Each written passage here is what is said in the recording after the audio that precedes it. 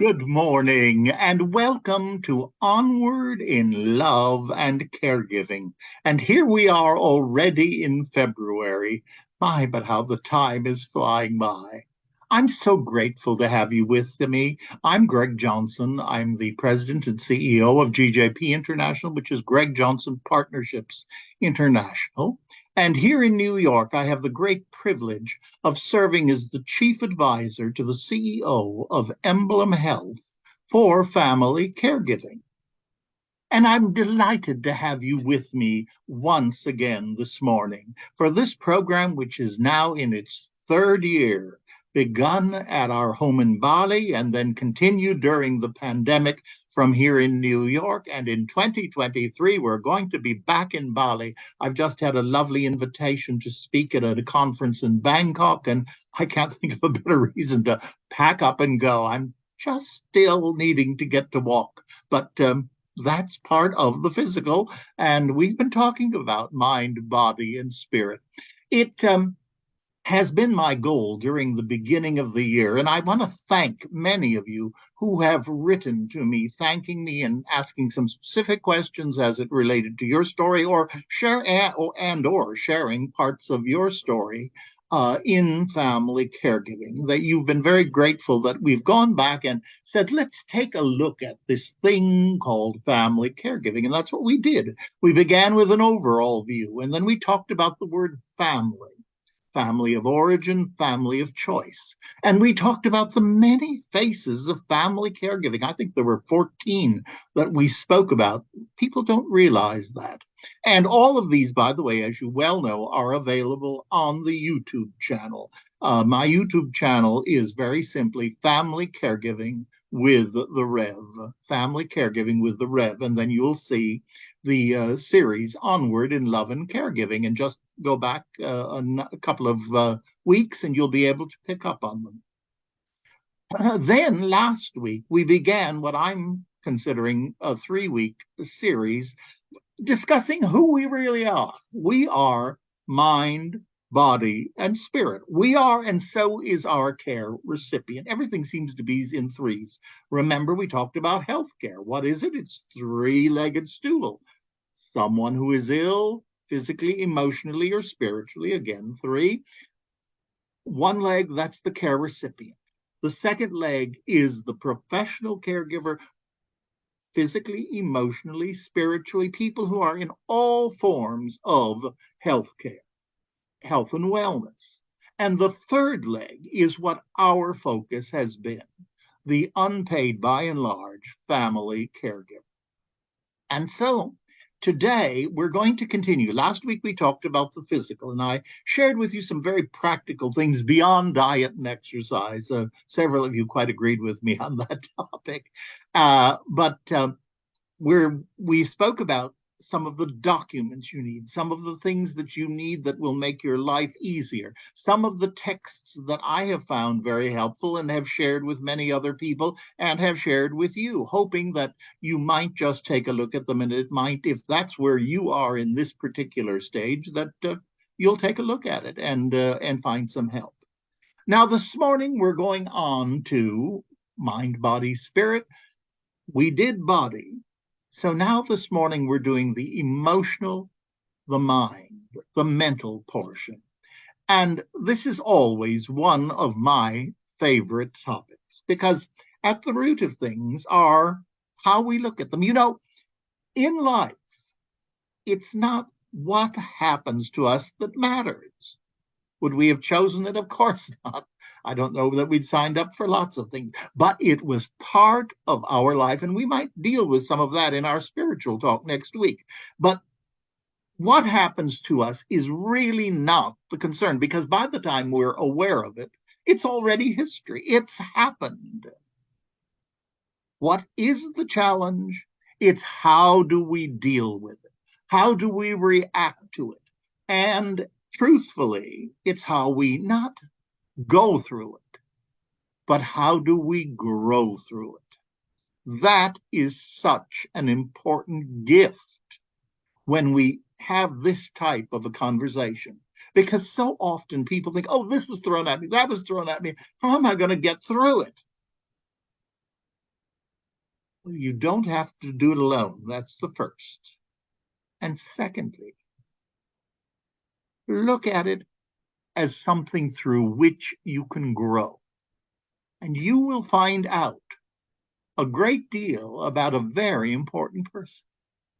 The only person in the world with whom you will spend your entire life. That's you. No matter how much you're caring for other people, we all have different timelines. And the only person who has been with you from the beginning and who will be with you until the end is you. So life is about growing. And that brings me to the first book that I want to share with you. Many of you know how very fond I am of Father Richard Rohr. The Center for Action and Contemplation out in New Mexico is his, and he's written many, many books. One that I have adored and have just finished rereading this past summer is a book entitled Falling Upward. Falling Upward, a spirituality of the two halves of life. Now, I know next week we're talking about spirit, but this is extremely practical, and it comes with a workbook guide with some very, very practical items for each of us. Now, I just want to read one paragraph because it defines exactly what this is all about, and it's what we all really are having happen in our lives. And often, because caregiving often begins, not always, but very often begins in the middle of our lives. So what's the first half? What's the second half? Let's take a listen. This is from a talk that Father Rohr gave. There is much evidence on several levels that there are at least two major tasks in human life. The first task is to build a strong container or identity. The second is to find the contents that the container was meant to hold. Wow. The first task we take for granted as the very purpose of life, and we go for it. But it doesn't mean we do it well. The second task, I am told, is more encountered than sought. Few arrive at it with much pre-planning, purpose, or passion. Wow. What could be a better definition of suddenly becoming a family caregiver? That asks all the big questions. What is our purpose? Why are we here? The first part of life, what was it about? It was finding out who we think we are and building security and building an identity. And frankly, it's all ego. And what's my favorite definition of ego? Edging God out. The second half is going from ego to essence. Finding out what our purpose really is and who we really are. And it takes the collision of the first with the second to very often help us move forward. Now, one of the things that family caregiving, beyond forcing us to go deeper into a deeper look at life, because we may be dealing with someone who is coming to the end of their life. So it puts us in a whole new perspective. It's not about gaining and titles and awards and winning. It's about walking with someone to the end of their life.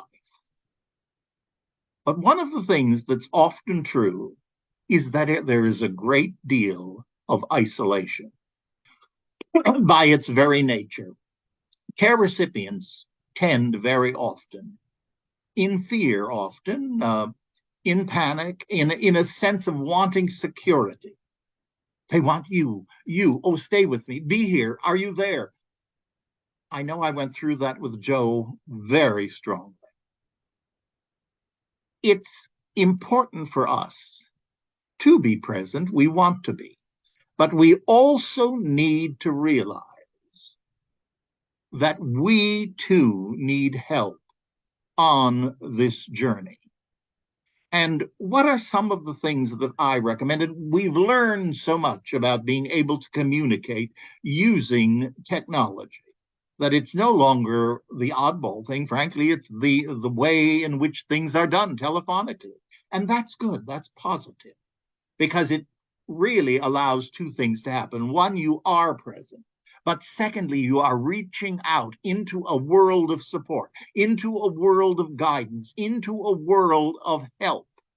And you have the opportunity to talk with a therapist, to talk with a psychoanalyst, whatever it might be that you need, to talk to a clergy person, to talk to a coach. And I am an ordained minister. And whenever I talk on this topic, I love to state this. I am an ordained minister who is so grateful for the many wonderful people in my life, but none more than my own therapist.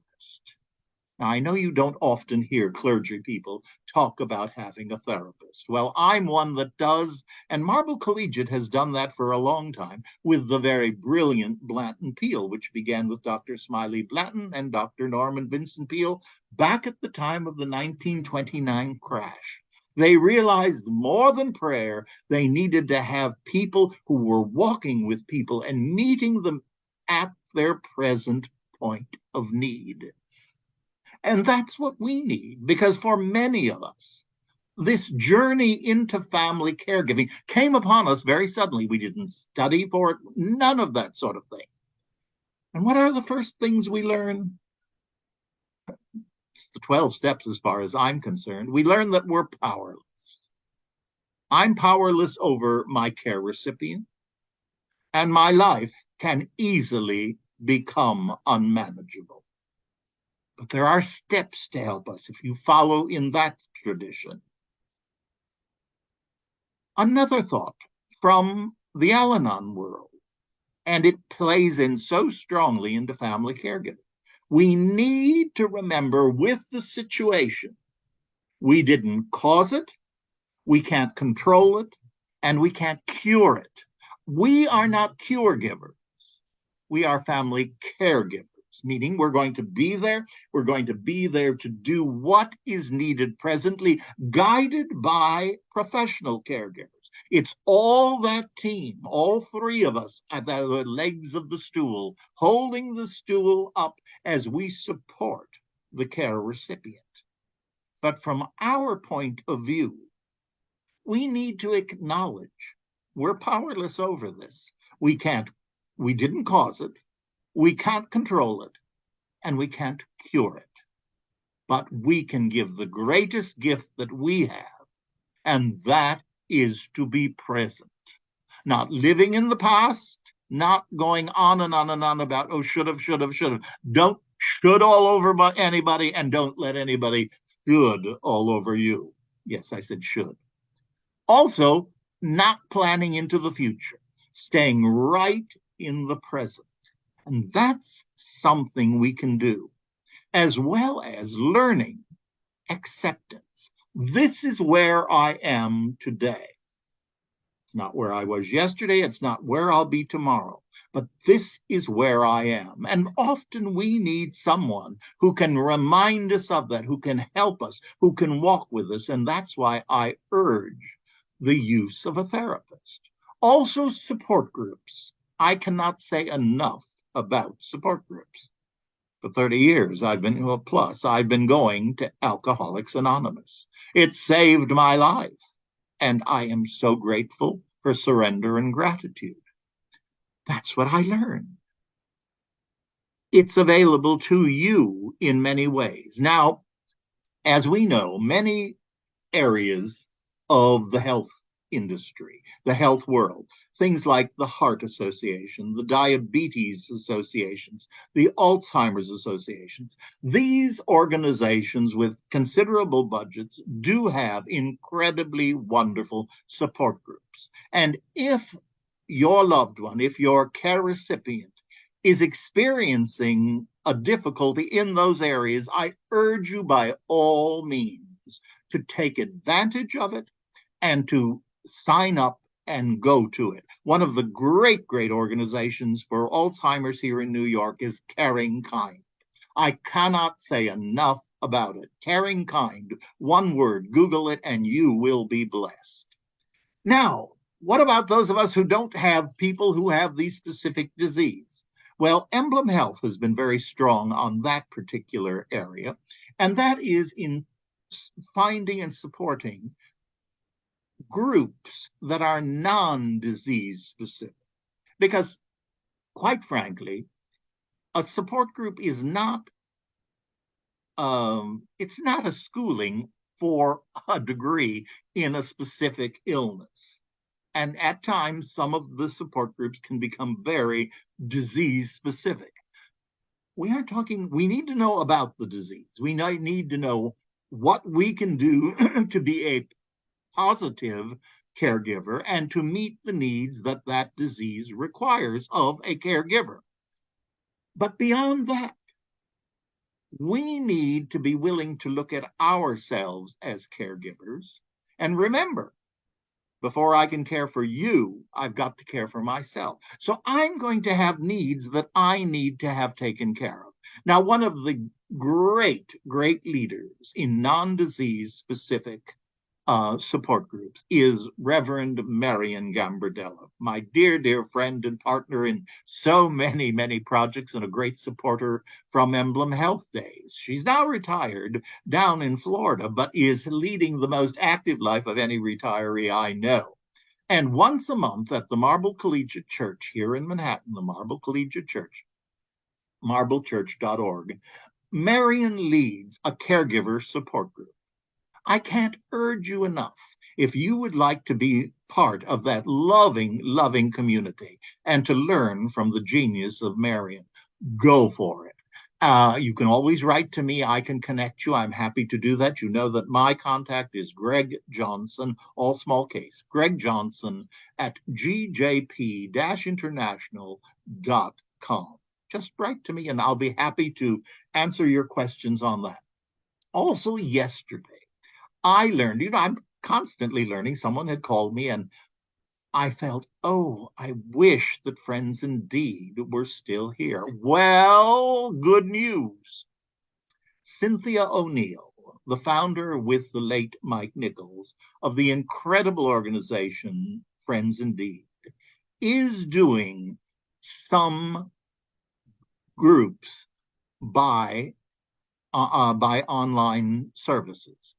If you're interested in that, and I can't say enough about it, it saved Joe's life, because Cynthia's concept and Mike's began during the AIDS crisis, but then grew into being caregiving. It grew into a life-affirming gathering of people talking of death, of dying, of illness of myself, illness for another person, emotional, the entire gamut of things that we do in our lives, physically, emotionally, and spiritually.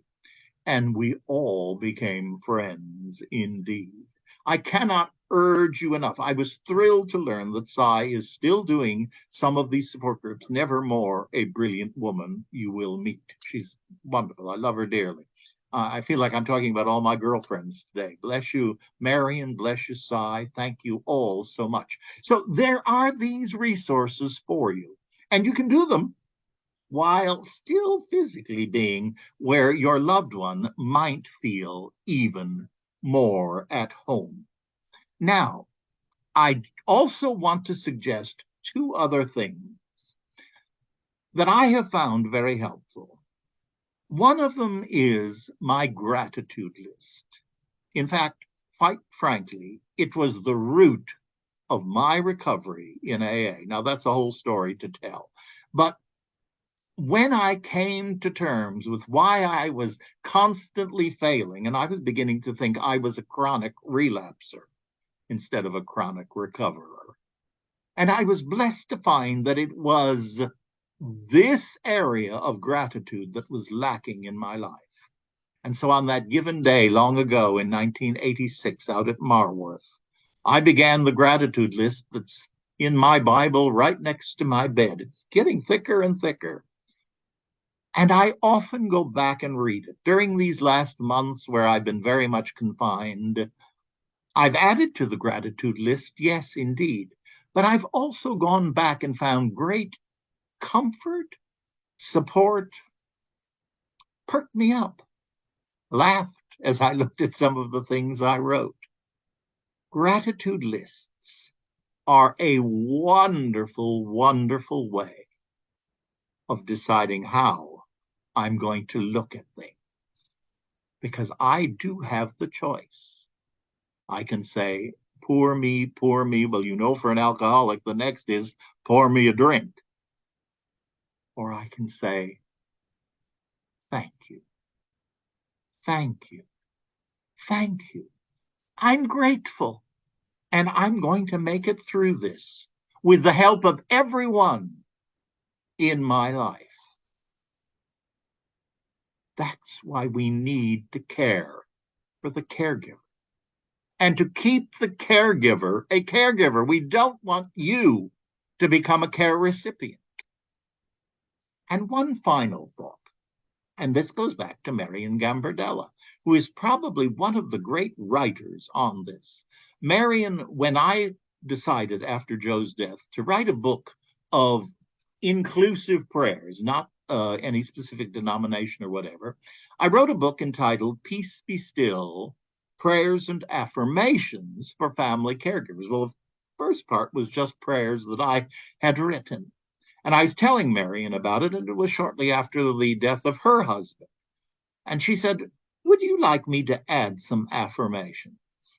What are affirmations? They are short statements that repeated sink into the mind and sink into the subconscious. This is the book, Peace Be Still, Prayers and Affirmations for Family Caregivers. I urge you to take a look at these. Now, I have no idea. All right, compassion. This was the prayer of compassion. And here were Marion's suggestions. I will allow true understanding to have dominion over feelings. Wow, that was meant to be. Let's hear that again. I will allow true understanding to have dominion over feelings. I give for the pure joy of giving. I have an endless capacity for love. And you take that and we repeat that. I have an endless capacity for love. And I keep that in my heart. I keep it in my mind. If it's something that I really want to practice, I may put it here on my desk or by the refrigerator while I'm cooking. Those are affirmations that can change our mindsets from those things which can drag us down to things that will uplift us. Perhaps it's a piece of scripture. I will lift up mine eyes unto the hills, looking upward. That's one of my favorites. There are so many. And so I cannot say enough to you about the use of these tools. And I want to conclude by telling you a story. When we first created Care for the Family Caregiver at Emblem Health, I had asked them if we could indeed use theater. Now, we're here in New York, and so just up the street is the wonderful Broadway and the Antoinette Perry Theater Group, who are the people who do the Tonys. But they also have many, many other programs, one of which is an organization called Plays for Living. It was begun back in the 1940s after World War II. And what they are, they create short topical plays, which maybe are 20 minutes long, and then are taken around to group settings, churches, mosques, temples, to social clubs, to senior centers, to various areas, veterans associations, where the play can be done and then used as the vehicle for a conversation. And I had worked with them a great deal during the AIDS crisis, and I loved everything they did. So I had them in mind. And Emblem said, yes, by all means. So we commissioned a play entitled Caring for Me, Caring for You, which says it all right there. And it was a play that had 4 actors, 10 characters. We were being economical. About a 20-minute long play. And right in the middle of the play, and through the beginning, the middle, and the end of the play, which is always a good way, there was a support group at the beginning, a support group in the middle, and a support group at the end, because that was something we were trying to get people to understand, that before I can care for you, I've got to care for myself, and a support group is a wonderful way of doing it. But we also talked about the many faces of family caregiving, and one of the themes throughout it was feelings aren't facts. Well, in this play, there's an older woman, lives right up the block from me, right here in New York, a fine, fine actress. And her character in this particular scene is she's in a support group. She's caring for her husband, who has been ill for the last 10 years. And so it's been a long period of time. And she comes in and she's absolutely frazzled. And when it comes her turn to speak, she said, take a look at me. This is the last time you're going to see me. The next time you see me, it'll be in jail, murder one, because when this meeting is over, I'm going home and murder my husband. I can't take it anymore. Well, of course, everyone gasped. And the truth was, she wasn't about to go home and murder her husband. We weren't going to do Murder, She Wrote. It was where she had gone. She had become so frustrated. And as the group talked, she began to calm. Well, after the play had concluded, I was talking again about feelings are not facts, but we need a place where it's safe for us to express very honestly and opening, as she had in her support group.